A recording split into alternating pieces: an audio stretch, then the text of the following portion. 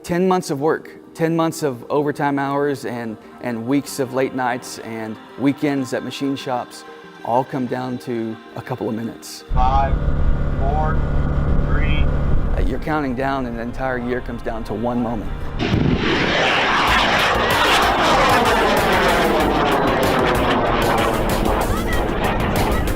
It comes down to 1,000 things having to work correctly. And fortunately for this team, it did, and they set the world record in the process. The previous record was set by Fredericksburg High School, which is the founding school of the SystemsGo program. They went a little over 36,000 feet above ground level.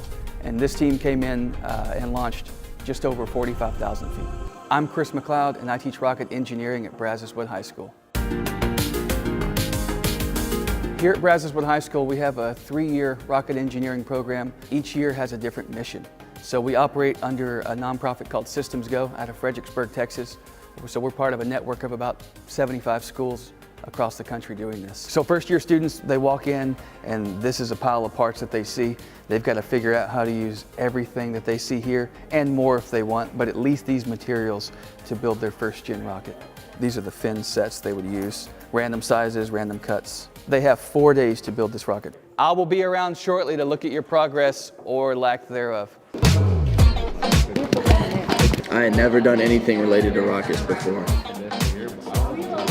So this stuff goes in this side, Yes. and that will be open to this, right? Yes. Okay, there's one. So I think that's how it goes.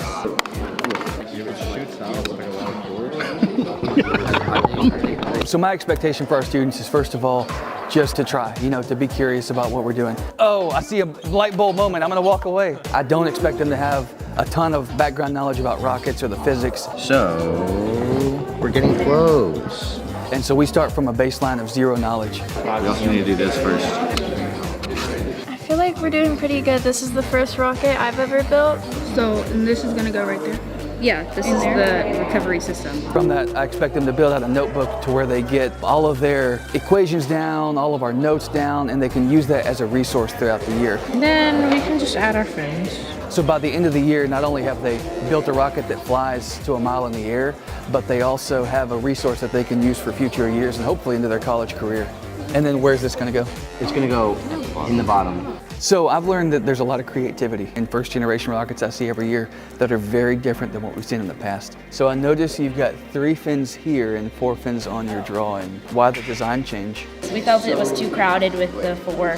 And what's your deployment technique? How's this thing gonna come down softly? If I say here's how to do it, no one will ever deviate from that. You got this. But if I say figure it out, we're gonna find 15 new solutions every year. A little bit more that way. This way? That way, up.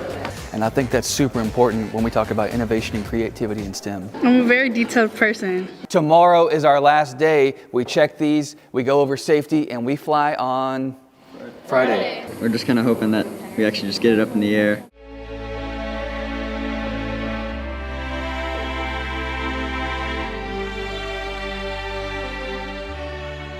It's hard to beat launch day. All the way down, and then you bend it 90, and then the plug holds that in. The excitement of all of that work culminating to a 10-second countdown, it's unlike anything else in your life. 3, 2, 1. Whoa!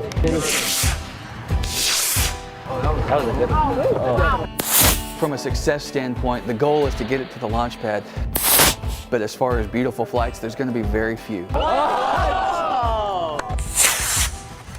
Oh, wow. Oh, yeah, that's good. That's good. And the goal is to video all of that failure because we learn a whole lot better from understanding failure than accidental success. It's stuck in the ground. Killed the ground. Every grade level is its own mission.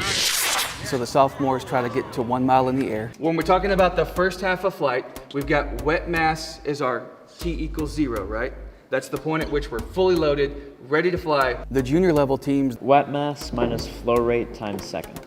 they actually will go up and meet with NASA engineers and review a flight profile that they've built. They have a goal of trying to break the sound barrier, trying to go Mach 1 or greater in their mission. So it has a lot more complex modeling. And then that culminates in senior year, which is a mission to set a world record. It's really easy to lose sight and scale of what these students really accomplished. First off, there's very few student teams in the country or even the world that attempt any rocket of this size, especially one that's a hybrid rocket, which is a more complex two-part propellant system. And so to watch a team design from scratch a rocket of this magnitude, a rocket of this size, with high-level carbon fiber composites and parts that they've CNC milled and lathed themselves, testing that they've done themselves with instrumentation and avionics and GPS telemetry. To watch all of that come down and work is absolutely phenomenal. And there's very few student groups in the world that can say that they've done something to this level. They launched this June successfully at White Sands Missile Range. The rocket was 212 pounds, fully loaded, was about 18 feet long, and it flew to over 45,000 feet above ground level. I knew as soon as I saw it go off the rail that it was going to break the record, but it was nice hearing the confirmation of the 45,000 feet, and yeah, it felt really good.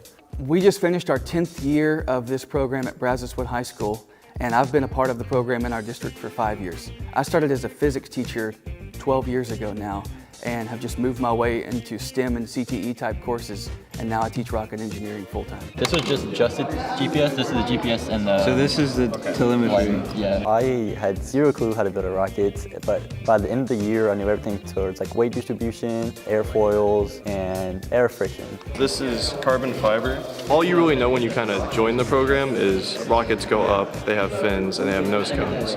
But Mr. McLeod starts you off pretty basic, and he teaches you a lot of the basic stuff. I knew more about physics doing Rockets 1 than doing regular physics. So that's why all injectors have that, to make it spin around. Okay, which helps the flow rate, right? While I do like to give them a good jumping board to jump off of, most of what you see is my teaching style. It's standing back and asking good questions and letting them interact, because a lot of times as a teacher, if I just wait that couple of minutes, they're going to go figure out where to go look. They're going to go figure out what to go look at, and that's really what I go for. He makes us work and understand that everything can't be given to us, and with that we get a better understanding of all the information that we get. Not everything's for a grade.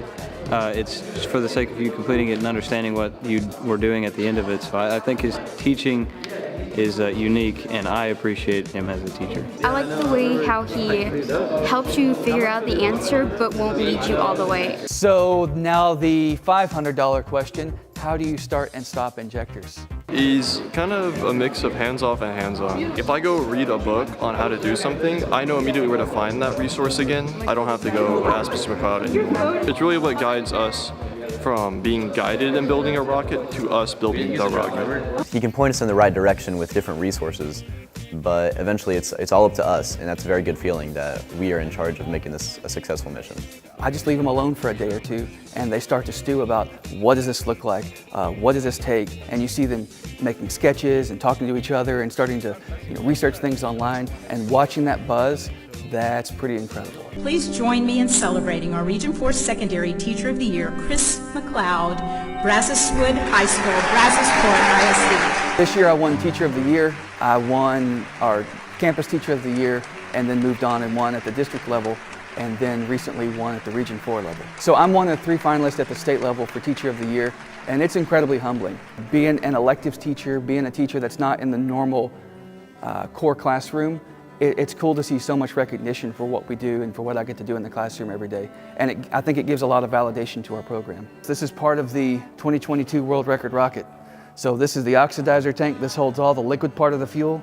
And then here you can see the back end, which has carbon fiber fins. We lost one on impact. You know, STEM is a buzzword, but it's also really important. We're in an ever-changing society, and we're in one that is becoming more and more dependent on computers, on technology, and even on manufacturing processes and automated learning. So to try to prepare students for jobs that didn't exist 10 years ago, or jobs we don't even know will exist in 10 years, that's incredibly tough to do. What we do well in our STEM programs here is that we create problem solvers, and we create students who are not only aware of where society is going and seeing the science and technology behind it, but also willing to step in and say, I want to try that. This really isn't about the rocket. Yes, we want to set records. Yes, we want to get really good at engineering skills.